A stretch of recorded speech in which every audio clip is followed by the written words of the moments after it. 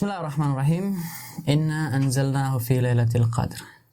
Ya, alhamdulillah, pada malam hari ini kita masih diberikan kesempatan oleh Allah Subhanahu wa taala untuk membahas satu hal yang kita semua sudah familiar dengan pembahasan itu, apalagi di bulan Ramadan yang penuh berkah ini, yaitu tentang Lailatul Qadr, tentang malam Qadr. Ya, bersama kita sekarang ada seorang narasumber yang saya pribadi biasa memanggilnya Bang Hanafi. Bagaimana Bang Hanafi kabarnya? Alhamdulillah baik, terima kasih. Alhamdulillah. Bang Sajjad.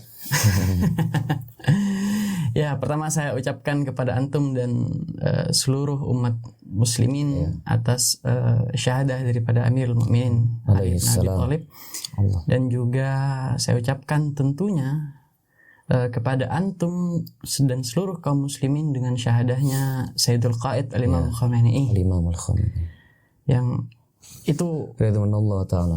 Pukulan besar, luar pukulan besar, betul sekali. Kita. Sangat, itu saya ingat banget pas sebelum sahur. Iya. Sebelum sahur sempat saya baca beritanya, itu membuat tangan saya itu gemeteran. Gemetar. Bagi yang mengenal beliau, bagi yang tahu rekam jejak beliau, bagi yang tahu bagaimana perjuangan beliau, siapapun yang mendengar berita ini, saya pribadi ya, di saat sebelum azan subuh sepertinya itu, nangis-nangis sekencang-kencangnya. Betul. Karena ya kita tahu beliau lah ya. Iya, betul. Luar biasa. Betul, bagaimana biasanya kita, apalagi sekarang ini kan kita masuk 10 hari terakhir bulan Ramadan, kita sering di tahun-tahun sebelumnya mendengar petua-petua beliau. Iya, oh iya. Kita juga kenangan itu. Ya. Kita itu biasanya tahun-tahun kemarin sering mendengar ujangan-ujangan Imam Khamenei, baik ujangan-ujangan berupa arsip rekaman beberapa tahun yang lalu ataupun di tahun yang sama. Betul. Luar biasa. Dan yang luar biasa lebih dari itu adalah bagaimana kita melihat masyarakat Iran ya. Saya rasa berkat karisma, berkat kasih sayang, berkat perjuangan baik secara lisan ataupun secara tindakan yang dilakukan oleh Al-Imamul Khamenei, Asy-Syahidul Khamenei dalam membudayakan nilai-nilai religius ini, kita lihat, kita mengalami ya di sini ya, tiap tahun gagap gempita suasana Lailatul Qadar itu luar biasa di Iran. Betul. Kita lihat semua lapisan masyarakat mengadu kepada Tuhan, berdoa kepada Tuhan di malam Lailatul Qadar. Ya. Bahkan bukannya lapisan masyarakat secara profesi, lapisan masyarakat secara katakanlah secara keimanan lah. Ya. Orang yang biasa sampai orang yang paling religius kelihatannya secara zahir semua ada. Betul. Ini menjadi sebuah kenangan yang luar biasa sih. Ya, apalagi berkat kesyahidan beliau dan apa yang sudah diwariskan selama bertahun-tahun melalui ceramah-ceramahnya dan keberanian serta posisi beliau yang ketika kita dengar syahadah beliau itu seakan-akan kita kehilangan seorang ayah. Iya, kehilangan seorang ayah luar biasa. Berkat kesyahidan beliau ini, bahkan dalam kondisi perang pun orang-orang Iran itu turun semua, bukan hanya ke jalan, tapi mereka memenuhi masjid-masjid. Iya, memenuhi masjid. Mereka memenuhi Husainiyah untuk ibaratnya selain mengekspresikan keimanan mereka gitu. Iya, mengekspresikan keimanan bahwa mereka. Bangsa Iran itu adalah bangsa yang beriman, bangsa yang mewarisi keimanan seorang pemimpin yang sangat kuat, yang sangat kuat secara keimanan, yang kuat secara kepribadian. Betul. Dan kita melihat di jalanan, di semua penjuru Iran ya, semua berada dalam satu kalimat, yaitu dari semua yang diwariskan oleh Imam Khamenei, terutama untuk Lailatul Qadar. Ya, dan juga saya ucapkan selamat ini kepada Bang Hanafi atas terpilihnya wali. Ya. Ini bagian dari, menurut saya, terpilihnya siapa? Sayyid Mujtaba. Sayyid Mujtaba, iya. Menurut saya ini bagian dari bahwa kita tahu bahwa darah yang tertumpah, darah Al-Imam Khamenei yang tertumpah ini darah suci. Betul. Yang tertumpah secara ilegal. Betul. Kalau dalam tradisi keislaman, darah yang tertumpah secara ilegal harus dibalas. Ya, harus dibalas dengan darah tentunya. Harus dibalas dengan darah, harus dibalas dengan hilangnya ya para pelaku-pelaku penumpah darah ini. Betul dan kita semua Dan juga iya, sudah tahu. di antara keberkahan yang kita bisa lihat, kita tahu kan ini pengumumannya Said Mujtaba ini di malam Lailatul Qadar. Ya, subhanallah. Subhanallah, malam 19 kemarin. Malam 19, di saat ya. semua tangan berdoa, semua hati menangis berharap bahwa bangsa Iran dikaruniai seorang pemimpin ilahi, seorang pemimpin yang mampu membawa mereka lebih baik, ya kan?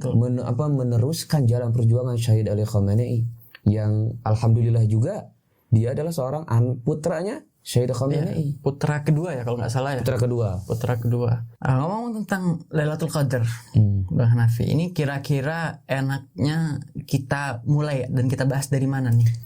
Menurut ana ya, membahas Lailatul Qadar enaknya ya pertama ya yang bisa kita pahami ya dari surat Al-Qadar itu sendiri. Kita lihat kalau kita merenungi itu dengan metode tadabbur surat Al-Qadar, kita bisa banyak mendapatkan fakta-fakta yang luar biasa itu dari surat Al-Qadar. Nah, apa itu? Ya, kita misalnya baca dulu deh ya surat Al-Qadar. Kira semuanya hafal ya surat Al-Qadar. Kita terjemahkan satu persatu. Bismillahirrahmanirrahim. Inna anzalnahu fi lailatul qadri. Akhirnya sesungguhnya kami menurunkan Al-Qur'an di malam yang disebut dengan malam Qadr. Wa ma adraka ma lailatul qadr. Tahukah engkau wahai Nabi apa itu Lailatul Qadr? Malam Lailatul Qadr. Lailatul Qadri khairum min alfi syahr. Di sini terjemahannya bahwa malam yang disebut dengan malam Al-Qadr lebih baik daripada 1000 bulan. Apa yang terjadi di Lailatul Qadr itu? Apa yang terjadi? Tanazzalul malaikatu warruhu fiha biizni rabbihim min kulli amr. Bahwa malaikat beserta tanda kutip ruh, ntar kita akan bahas apa itu ruh. Warruhu fiha biizni rabbihim, atas perintah siapa? Perintah Tuhan mereka. Ya. Min kulli amr, membawa apa? Serangkaian perintah, segenap perintah. Dari siapa? Ya dari Allah. Dari siapa? Betul. Wassalamun ya hatta matsala. Di malam Al-Qadar ini ya kan isinya suasana yang ada dalam malam Al-Qadar itu adalah salam. Apa itu salam? Kedamaian. Ya kan? Kedamaian, ketentraman yang membersamai momentum atau detik-detik berjalannya sebuah malam yang sangat mulia atau malam Al-Qadar itu sampai hatta matlail fajr, sampai terbitnya matahari. Fajar. Subuh. Subuh. Oke, kita sudah menerjemahkan surat ini. Pertanyaannya, apa sih kata kunci dalam surat ini? Qadr itu tadi. Kata qadr itu tadi. Apa itu qadr? Qadr itu mungkin terjemahannya penentuan takdir. Sebenarnya apa sih makna qadar itu? Qadr, kalau kita lihat dari gramatika Arab itu sendiri, dari sisi bahasa, itu merupakan sebuah hasil kejadian. Sebuah kejadian. Kalau dalam ilmu nahwu disebut ismul masdar. Ya kan? Hasil kejadian dari kata takdir. Ketika takdir itu terjadi, maka jadilah al-qadr. Ya, seperti misalnya kalau dalam bahasa Arab, wudu. Saya punya wudu. Ini namanya hasil kejadian dari ritual berwudu, gitu loh. Dan banyak isim-isim masdar yang lain lah, itu bisa dipelajari secara ini. Walhasil qadar itu artinya hasil kejadian dari sebuah takdir. Qadar akar kata dari apa? Qadara. Akar katanya qadara. Yang memiliki makna apa? Satu makna dengan makna apa? Dengan makna qudrah. Qudrah itu apa? Kekuatan, power. Daya. Ya kan? Jadi takdir itu artinya berlangsungnya ataupun terjadinya maksimalisasi sebuah kekuatan. Jadi Allah memaksimalkan kekuatannya. Itu namanya takdir. Pemaksimalan. Ya kan? Jadi Allah benar-benar memanfaatkan kekuatannya pada satu momen tertentu. Itu namanya hasilnya menjadi qadr. Jadi kalau arti qadr itu adalah malam penentuan, itu bukan artinya, tapi itu kelaziman dari makna qadr itu makna takdir itu. Jadi qadar itu adalah sebuah momentum meledaknya, ya kan? Meledaknya kekuatan, power yang ada dimiliki oleh Allah Subhanahu wa taala. Ini qadar. Inna anzalnahu fi lailatul qadar. Qadar itu sendiri kita sudah tahu maknanya itu, bahwa Allah memanfaatkan ataupun memaksimalkan kekuatannya untuk, ya kan, untuk diperlihatkan kepada semesta. Ini ada dalam satu momentum tertentu, dalam satu malam. Ini terjadi dalam satu malam yang disebut dengan Lailatul Qadar. Jadi Lailatul Qadar itu adalah malam di mana Allah mengaktifkan, ya kan, kekuatannya. Iya. Malam di mana Allah mengaktifkan kekuatannya, kemahabesarannya di malam itu. Lalu berdasarkan yang antum katakan barusan tentang aktivasi daripada kekuatan Allah, itu bagaimana Allah mengaktifkan kekuatannya? Di sini surat Al-Qadr menjelaskan kepada kita bagaimana. Dalam ayat di antara ayat ini dibaca, tanazzalul malaikatu waruh fiha min kulli amr. Apa itu amr? Amr apa terjemahnya kira-kira? Perintah. Perintah, ya. Perintah. Sebuah titah ilahi. Nah, bagaimana kita memahami amrullah dalam ini? Kita bisa pahami dalam ayat lain di surat Yasin tuh. Ya kan? Innama amruhu idza arada syai'an an yaqula lahu kun fayakun. Bahwa titah Allah itu berada dalam bentuk deklarasi yang namanya kun fayakun. Jadilah. Nah, jadilah ketika Allah yang mengatakan gitu. Ketika jadilah manusia, jadi manusia. Jadi amrullah itu sebuah hakikat yang nyata. Beda dengan kita. Coba misalnya Bang Sajjad bilang, jadilah buku. Jadi buku. Enggak kan? Enggak. Tapi Allah berbeda dengan itu. Iya. Allah ketika mengatakan kun, jadi sebuah hakikat yang nyata. Ya. Kun fayakun di sini apa kan? Itu prosesinya. Ya kan? Proses terjadinya amrullah. Lalu amrullah itu apa? Dalam ayat lain dijelaskan juga. Yas'alunaka 'anir ruh qulir ruhu min amri rabbi. Jadi titah Tuhan itu yang bersumber dari kekuatannya, dari kudrahnya Allah, ya kan? Dari kudrahnya Allah terbentuk dalam satu kata yang namanya ruh. Jadi ruh itu adalah sebuah hakikat yang nyata yang lahir dari apa? Amri rabbi. Ya, yang darinya tanazzalul malaikatu waruh fiha min kulli amr. Apa itu amr? Yas'alunaka 'anir ruh qulir ruhu min amri rabbi. Jadi bahwa mereka banyak yang menanyakan kepada kami, mereka yang banyak yang bertanya kepadamu wahai Muhammad, apa itu ruh? Ruh itu bagian dari hakikat titah Tuhan. Artinya dari yang sudah antum katakan, di situ ruh itu tadi merupakan salah satu misdak atau perwujudan daripada amri rabbih tadi, perintah Tuhan itu tadi. Kita di sini mengatakan amr itu bukan satu perkara gitu, bukan satu wujud. Tapi amr di sini adalah satu hakikat. Ya, hakikat nyata. Ya, hakikat nyata setiap yang ada di semesta ini, mau manusia, mau nabi, mau benda-benda yang lain. Ya kan? Artinya itu semua berpusat pada ruh. Ya kan? Ketika penciptaan manusia apa Allah bilang? Wa nafakhtu fihi min ruhi. Ya kan? Kemudian juga ketika nabi menjadi seorang nabi, ya kan? Allah bilang yulqir ruha ala man yasha'u min ibadi. Allah menanamkan ruh kepada siapapun yang dia kehendaki. Jadi ruh itu sebuah hakikat terjadinya sesuatu di semesta ini. Ya, bisa dikatakan artinya ruh di sini memiliki banyak peran ya. Memiliki banyak peran. Jadi bukan sekedar peran. Jadi ruh ini adalah hakikat dari kekuatan Allah Subhanahu wa taala yang Allah jadikan di semesta ini. Ya kan? Ruh ini ketik turun untuk menentukan nasib manusia, untuk menentukan nasib semesta. Turun bersama siapa? Turun bersama malaikat. Di sini kan? Artinya tidak ada persamaan nih antara malaikat dengan ruh. Ya, tidak ada persamaan. Mungkin bisa, ya kan? Tidak mesti maknanya ruh itu adalah malaikat Jibril. Ya di antara maknanya malaikat Jibril juga karena itu bagian dari hakikat semesta yang ada. Tapi ruh itu memiliki makna yang umum, memiliki makna yang luas.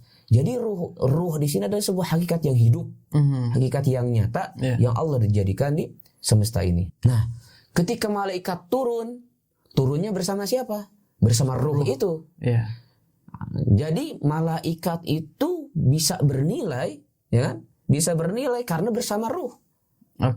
Malaikat itu mendapatkan tugas untuk mengkawal ruh ini, ya kan, untuk menjadi hakikat yang nyata bagi kehidupan semesta termasuk kehidupan manusia.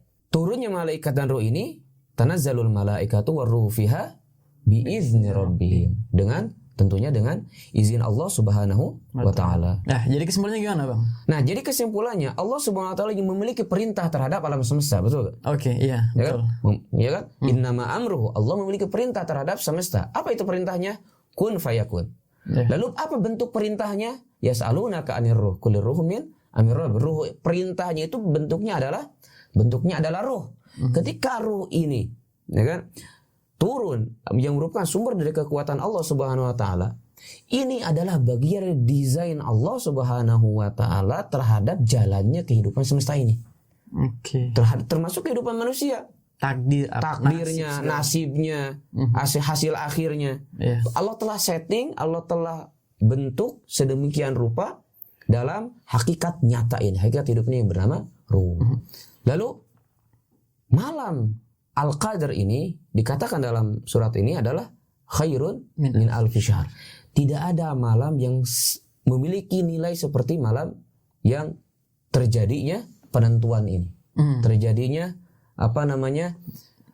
ruh Allah yang merupakan dari aktivasi kudrahnya Allah Subhanahu wa taala ini. Dan itu malam yang lebih baik daripada 1000 bulan ya. Nah, lebih baik daripada 1000 bulan. Kalau misalnya 1001 bulan nih gimana nih? Bagus pertanyaannya. Apa ini hanya masalah waktu saja?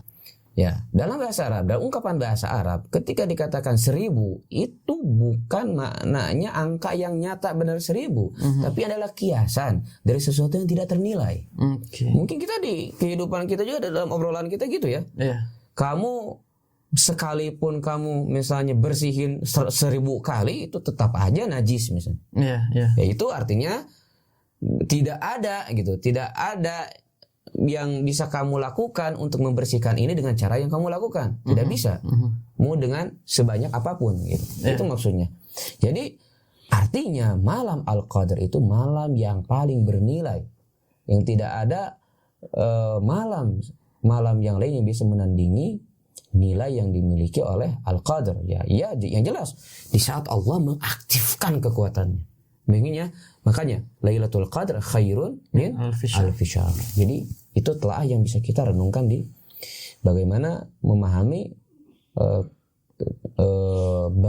lebih baiknya malam Al-Qadr. Artinya itu tadi hanya sebuah kiasan untuk menunjukkan bahwasanya betapa agungnya malam Lailatul Qadar itu tadi, sehingganya Allah menggunakan sebuah kiasan yang itu menunjukkan ya sekarang kalaupun kita hitung 1000 bulan itu tadi juga cukup banyak. Jadi waktu itu bagaimana waktu memiliki nilai dengan qadr ini. Dengan aktivasinya kudrah Allah Subhanahu wa taala. Makanya Lailatul Qadr khairun min alfi syahr, bukan malamnya, ya. Bukan malamnya. Nah, tadi antum sempat menyinggung juga bahwasanya ketika ruh itu turun, ruh itu membawa perintah daripada Allah yang kemudian nanti bisa menentukan nasib dan juga takdir ke depannya. Nah, takdir atau nasib itu sendiri, kalau kita bicara tentang itu, apakah itu sudah ditentukan oleh Allah ataukah manusia menentukan ke depannya? Misalnya kita di malam Lailatul Qadar kita berdoa, ya Allah jadikanlah tahun ini, kan ibaratnya di malam Lailatul Qadar itu kita berdoa untuk menentukan takdir kita 1 tahun ke depan hingga berjumpa lagi dengan malam Lailatul Qadar di tahun selanjutnya. Nah, apakah dengan berdoanya kita, ya Allah, jadikan di malam Lailatul Qadar ini nasibku baik dalam 1 tahun ke depan, atau seperti apa ini kira-kira? Iya. Oke, untuk memahami ini, setelah kita tahu keagungannya, kita lengkapi dulu bahwa dalam ayat terakhir dalam surat ini katakan salamun hiya hatta matla'il fajr, bahwa apa yang terjadi dalam momentum aktivasi kudrah Allah Subhanahu wa taala dalam satu malam ini, ya kan? Dalam malam itu, ya kan, apa yang bersamai malam ini adalah ketentraman, kedamaian. Artinya apa? Tidak ada satupun penghalang yang mampu menghalangi, ya kan, aktivasi kekuatan Allah Subhanahu wa taala. Terjadinya perintah Allah, adanya ruh Allah yang ada di muka bumi ini. Kita bahkan lebih bisa mengenalnya. Lalu pertanyaannya, ruh itu kan bukan bagian dari perintah Tuhan ya, untuk menentukan semua urusan semesta sudah, urusan semesta. Begitu juga kita terapkan kepada kehidupan manusia. Apakah, pertanyaannya juga yang bisa kita tanyakan, apakah ruh Allah Subhanahu wa taala yang turun di malam Al-Qadr ini yang di dalamnya terdapat semua urusan-urusan ini bisa ditelaah oleh manusia atau tidak? Ya, apakah random, manusia juga tidak bisa mengakses ataupun memahaminya atau tidak? Ini adalah sesuatu yang bisa diperhitungkan oleh manusia. Artinya bisa diketahui oleh bisa manusia. Diketahui, bisa dijangkau. Apa yang dibawa? Berikut pula takdir yang kita mungkin bisa diskusikan di sini. Oke. Kuncinya ada dalam Quran itu sendiri, dalam surat ini sendiri. Inna anzalnahu fi lailatul qadr. Allah menurunkan apa? Al-Quran. Jadi Quran ini turun pada apa? Pada malam momentum aktivasi kekuatan Allah Subhanahu wa taala. Artinya semua yang berkenaan dengan hakikat segala sesuatu, fakta-fakta segala sesuatu, ya kan? Momentum-momentum di mana Allah, ya kan, menunjukkan kekuatannya, memberikan ruh, memberikan petitahnya, perintahnya di semesta ini yang berbentuk ruh, itu bisa kita telah dan bisa kita pahami melalui Al-Quran sendiri. Di sini kita bisa menemukan keagungan Al-Quran ketika Al-Quran diturunkan pada momentum yang sangat krusial ini. Jadi seperti itu. Dan bahkan di ayat yang lain kan dikatakan bahwasanya inna anzalnahu fi lailatin mubarakah. Misal di surat surat Ad-Dukhan. Al-Quran ini diturunkan, ya kan? Aslan Al-Quran ini diturunkan pada malam Al-Qadr. Malam penuh berkah. Malam penuh berkah, malam Al-Qadr, atau kita istilahnya apa? Malam aktivasi kekuatan Allah Subhanahu wa taala. Jadi Al-Quran ini adalah kitabnya Lailatul Qadr. Kitab yang dimana menceritakan terjadinya aktivasi kudratullah Subhanahu wa ta'ala. Oleh karena itu, berkenaan dengan ini, ketika bercerita tentang takdir Allah Subhanahu wa ta'ala, di sini Allah memberikan ataupun mendesain setiap langkah-langkah kehidupan umat manusia dalam katakanlah 1000 opsi. 1000 opsi. Misalnya Bang Sajad, hidup di dunia ini, Allah telah dalam malam Al-Qadr ini untuk saja telah menyediakan 1000 jalan yang bisa ditempuh, yang bisa ditempuh, bukan yang mesti ditempuh, yang bisa ditempuh, ya kan? Sehingga dari sini Bang Sajad bisa memilih. Di sini ada intervensi ataupun ada ikut campur tangan ikhtiar manusia, bahwa Bang Sajad bisa memilih jalan yang telah Allah sediakan. Di saat yang sama Bang Sajad tidak mungkin keluar dari 1000 jalan ini. Artinya Allah sudah memberikan pilihan nih, 1 sampai 1000. Di malam Al-Qadr ini untuk satu orang ini, contoh aja, untuk manusia ini ada 500 jalan, ada 1000 jalan, semuanya bisa ditempuh. Ini kita gak tahu jalannya, tapi Allah tahu dia akan kemana.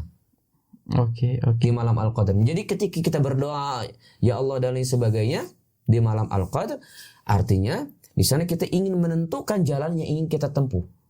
Dan kita tidak mungkin keluar dari apa lingkaran yang sudah Allah tentukan. Kayak misalnya gini deh, kita punya handphone. Handphone kita buka kamera, betul gak? Kamera ada opsi ya. Misalnya ini kamera berapa megapiksel misalnya, 50 megapiksel. Kita bisa memilih opsi kan, bisa kamera makro, bisa kamera apa lagi tuh? Ya. Macam-macam lah ya. Ya. Bisa opsi 10 megapiksel, 20 megapiksel. Ya. Ini kita bisa memilih ya. Ketika kita memilih 10 megapiksel, jadinya hasil 10 megapiksel. Itu yang pertama. Dan bukan berarti hanya itu yang tersedia kan? Ya. Yang lain juga ada opsi yang lain. Betul. Dan kita juga tidak bisa keluar, bisa melebihi 50 megapiksel. Kita ingin menempuh 100 megapiksel. Oh, tidak tersedia Pak, untuk hidup manusia. Jadi takdir yang Allah sediakan di sini adalah desain di mana ketika ruh turun, ya kan? Allah akan menurunkan sebuah hakikat hidup yang nyata yang akan ditempuh oleh manusia. Artinya tinggal manusia aja yang ibaratnya dia mau milih. Iya, dia memilih dengan gimana cara memilihnya? Iya. Apakah memilihnya secara random, memilihnya secara misterius, memilihnya kayak memilih seperti misalnya kita memilih lotre, tidak tahu kita akan kemana. Nah, inna anzalnahu fi lailatul. Dengan Al-Qur'an kita bisa memilih nasib kita baik ataupun tidak baik. Iya, betul. Artinya untuk kita semua bagaimana menentukan pilihan hidup kita ke depannya, di sini harus berpatokan pada Al-Qur'an. Iya, di sinilah pilihan kita. Jadi Al-Qur'an itu bukan ini ya, bukan kitab yang memaksa kita untuk memilih, tapi kitab yang mengarahkan kita. Oke. Artinya kita memasrahkan bukan jalannya hidup kita dengan Al-Qur'an. Lebih dari sekedar memasrahkan, tapi kita melihat pilihan-pilihan yang bisa kita tempuh melalui Al-Qur'an. Iya. Jadi inilah keterkaitan malam Al-Qadar dengan Al-Qur'an. Ketika kita memahami, terus Allah menurunkan semua urusan-urusan kehidupannya semesta ini yang telah Allah desain gitu. Apa yang bisa kita ketahui? Apa yang bisa kita tempuh? Kita tidak mengikut-ikutan dalam urusan itu kan? Iya. Gimana? Inna anzalnahu fi lailatul qadar. Makanya saya tiba-tiba muncul aja barusan. Misalkan Allah juga sering berfirman dalam Al-Quran, misalnya kayak bahwasanya tempat orang-orang kafir adalah di neraka, tempat orang-orang beriman adalah di surga yang di bawahnya dialiri oleh sungai-sungai apa segala macamnya. Itu artinya ini Al-Quran sedang menggambarkan nih, kalau misalnya kita mau jadi orang kafir, mau jadi orang yang musyrik, mau jadi orang yang pendosa apa segala macam, pilihan kalian. Iya, Allah sudah menggambarkan tempat kalian itu seperti apa. Dan kalau ini udah Allah desain seperti ini. Iya. Dan tadi aktivasi kudratullah, Al-Qadr ini. Aktivasi kudratullah ini bukan ingin memaksa manusia, tapi Allah menyediakan kapasitas, menyediakan wadah, ya kan, untuk bisa diekspresikan, untuk bisa diaplikasikan oleh manusia. Ya kan, di wadah ini apa yang bisa ditempuh oleh manusia. Jadi Al-Qadr ini adalah malam pembentukan ikhtiar manusia. Jadi ikhtiar manusia di sini diberikan wewenang, diberikan leluasa untuk bagaimana memilih apa yang menurut dia itu adalah apa yang harus dia pilih ataupun apa yang harus dia dapatkan berdasarkan ideologinya kah, berdasarkan pemikiran-pemikiran yang dia miliki. Iya. Ini ayat tanazzalul malaikatu warruhu fiha biidni rabbihim. Itu kan malaikat dan ruh turun. Anggap bisa kita katakan mereka turun dari langit ya. Nah, ini turunnya ke siapa? Kalau dulu di zaman Nabi, itu kan ada Nabi. Ya, sumber informasinya Nabi. Ya, artinya Nabi yang kemudian mengabarkan kepada kita, dan kemudian Nabi yang menyampaikan kepada kita. Nah, kalau sekarang kita di dalam keyakinan kita kan kita di zaman ghaibah sekarang. Nah, itu pertanyaan yang bagus ya. Pertanyaan menurut anak ini ada dalam hadis Imam Baqir sebenarnya. Ini pertanyaan di mana menjadi jawaban bagi orang-orang yang yang meragukan keberadaan Imam Mahdi. Kenapa coba bisa begitu? Jadi gini, tanazzalul malaikatu warruhu fiha biidni rabbihim. Ruh itu kita udah tahu ya. Itu sekumpulan informasi. Bukan informasi yang kita pahami loh. Jadi sekumpulan hakikat nyata. Informasi yang isinya adalah hakikat nyata. Perjalanan semesta. Ya kan? Dan siapa yang menerima informasi ini? Betul tidak? Betul. Ya kan? Siapa yang penerima informasi ini? Bagaimana manusia mengetahui informasi ini? Ya kan? Setelah kita tahu dari Al-Quran, kemudian juga Al-Quran kan kitab yang somit, ya kan? Dia itu diam. Betul. Siapa yang bisa menerjemahkan Al-Quran ini dalam kehidupan nyata? Nah, di sini Allah Subhanahu wa Ta'ala telah menentukan perwakilan, telah menentukan safir, telah menentukan duta di muka bumi ini untuk menjadi perwakilan pemegang ruh ini. Pemegang ruh ini, ya kan? Dan di setiap zaman, di setiap periode hanya ada satu perwakilan ini. Satu orang saja. Makanya di dalam Al-Quran kita membaca inni ja'ilun fil ardi khalifah satu aja. Jadi tiap periode satu. Ini ingin mengatakan kepada kita dari mulai Adam diciptakan sampai kepada hari kiamat, ya kan? Pemegang informasi ruh ini tak akan selalu ada. Ya kan? Tidak mungkin tidak ada, karena ya kan Al-Qadr itu penentuan dari untuk 1 tahun ke depan. Ya kan, malam Al-Qadr itu turun di bulan apa? Bulan Ramadan. Ya kan? Terjadi di bulan Ramadan. Ini artinya Allah Subhanahu wa Ta'ala menjadikan perwakilannya untuk memegang informasi amrullah ini, informasi titah Tuhan yang berisi dengan hakikat nyata. Dan setiap zaman harus ada. Ini menunjukkan bahwa di zaman ini pun ada yang memegang itu. Ini yang menyatakan kita bisa membuktikan bahwa Imam Mahdi itu ada. Lantas ini turunnya malaikat dan ruh sekumpul informasi ini kepada siapa? Ya kan? Artinya itu bisa menjadi salah satu dalil untuk keberadaan seorang imam yang gaib sekarang. Bahwa Imam Mahdi yang dikatakan gaib ini ada gitu. Ada yang memegang rahasia Al-Qadr, rahasia aktivasi Tuhan. Dan bukan hanya sekedar rahasia gitu, informasi yang di sana itu akan ditempuh oleh segenap penduduk semesta. Baik penduduk semesta yang sifatnya benda mati, ya ada perjalanannya. Misalnya matahari peredarannya gimana, jelas. Manusia dengan ikhtiarnya, ada perjalanannya.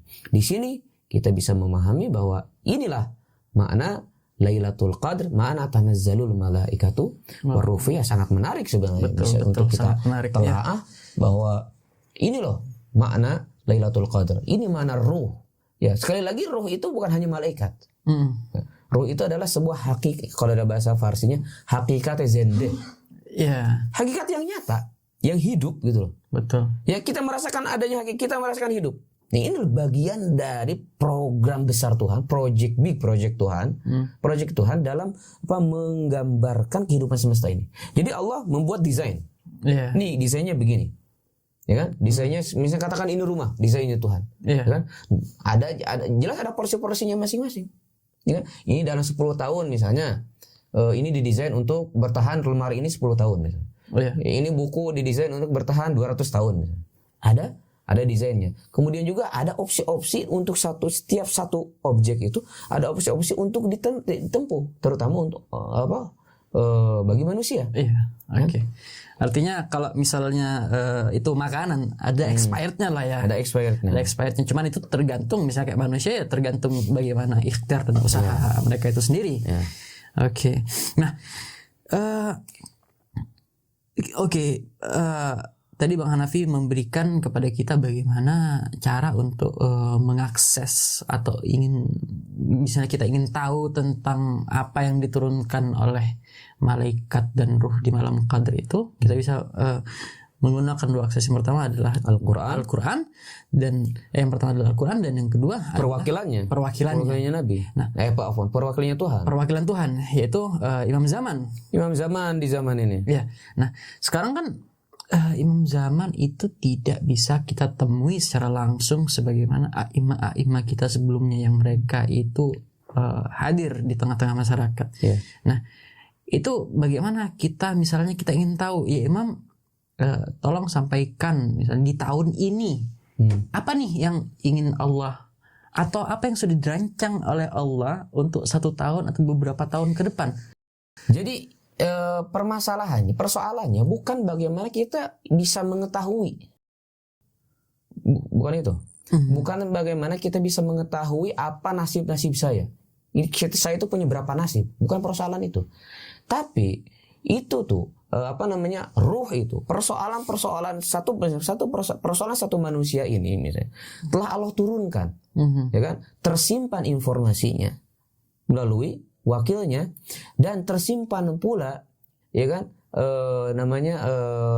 petunjuk-petunjuknya di dalam Al-Qur'an. Artinya ketika manusia menginginkan menginginkan nasib tertentu, maka tempuhlah melalui Al-Qur'an. Ketika manusia keluar dari apa yang ditunjukkan menjadi petunjuk-petunjuk Al-Qur'an, maka apa yang dia inginkan belum tentu bisa dia capai gitu. Jadi bukan persoalan saya harus tahu nasib saya. Harus tahu saya harus tahu dari awal bahwa gimana saya harus menjadi seorang yang selamat, menjadi orang yang soleh misalnya, ya kan? Di apa aja. Terus opsi saya menjadi orang celaka ini opsinya kemana saja perjalanannya. Bukan soal itu, tapi bagaimana kita mengetahui adanya ruh, adanya kudratullah, adanya kekuatan Tuhan yang telah aktif di malam ini, telah aktif di malam ini yang menentukan keberhasilan ataupun gagalnya seorang manusia. Kita di sini misalnya harus kita perdalam juga makna takdir kita. Apa itu takdir? Apa itu qada? Apa itu qadar? Iya, betul. Jadi gini loh. Kita bisa membuat percontohan ataupun membuat misal bahwa Allah Subhanahu wa taala itu telah memberikan, ya kan, gambaran ataupun telah merancang semesta ini, ya, dengan desainnya yang tertentu. Ya, dengan desain yang tertentu. Manusia berada di dalamnya. Manusia telah didesain untuk, ya kan, menuju surga. Ada desain menuju neraka. Ada desain dan lain sebagainya. Ada desain menjadi orang alim. Ada desain menjadi orang. Manusia menjadi apapun dengan opsi-opsi ini pilihannya. Ya, berbeda kalau kita mengatakan manusia memang ketika anak menjadi dokter, saya sudah didesain jadi dokter, nggak gitu. Tidak. Bukan saya udah didesain jadi dokter. Artinya tidak seperti apa ibaratnya aktor kita hidup itu. Iya, kita tidak didesain untuk menjadi dokter. Gitu. Tapi kita memilih untuk menjadi dokter. Itu pertama. Yang kedua, ketika kita punya cuma 5 opsi, ya kan? Kita didesain untuk jadi dokter, menjadi ilmuwan nuklir, menjadi seorang presiden, menjadi seorang gubernur, menjadi seorang camat misalnya. Ketika desain kita sudah ada di 5 ini sebagai contoh saja, kita tidak bisa juga keluar dari ini. Artinya akan berputar akan berputar di antara ini saja. Kita akan berada dalam 5 opsi yang telah Allah sediakan itu. Dan 5 ini yang pada akhirnya akan ditembus satu hal itu adalah pilihannya. Itu yang dia inginkan. Apapun latar belakangnya, baik latar belakang oleh pengetahuan Al-Qur'an, latar belakang oleh pengetahuan yang lain. Oleh karena itu semua memiliki peran dalam takdir itu. Ini yang namanya qadar, ya kan? Ketika itu sudah terjadi, itu namanya qada. Ketika sudah terjadi, ente sudah jadi sebagai seorang dokter, itu sudah qada berarti. Itu sudah qada berarti. Qadarnya ente 5. Gitu loh. Qadarnya ente itu 5 opsi ini. Opsi itu tadi itu disebut qadar. Qadarnya itu 5 opsi itu. Tapi ketika manusia sudah memilih untuk menjadi seorang insinyur, sudah jadi qada. Itu yang namanya. Jadi di sini tidak sama sekali menegasikan pilihan manusia. Tentu ini pembahasan teologis yang cukup dalam. Kita juga hanya menelaah secara secara singkat saja. Jadi seperti itu. Makanya kita suka lihat ya. Jadi suka lihat orang tuh, wah ini nasibnya nggak akan selamat ini. Iya, banyak. Kita lihat Trump misalnya. Kita lihat Netanyahu, wah ini orang nggak akan selamat. Itu berdasarkan berdasarkan pengetahuan kita dengan muqaddimah, dengan pengantar-pengantar, dengan kelakuan-kelakuan yang akan mengantarkan dia kepada akhir yang buruk.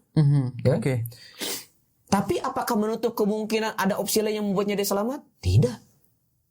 Ya kan? Iya, Imam Ma'sum bisa. Imam Ma'sum punya ilmu lebih tentang hal itu. Ente ini masuk surga. Ente masuk neraka. Gitu loh. Makanya ada di satu cerita, saya juga mendengar bahwa Yazid Iya. pernah datang ke Imam Sajjad. Mhm. Pernah datang ke Imam Sajjad meminta amalan-amalan untuk bertaubat. Dikasih sama Imam Sajjad. Ini amalannya. Beneran.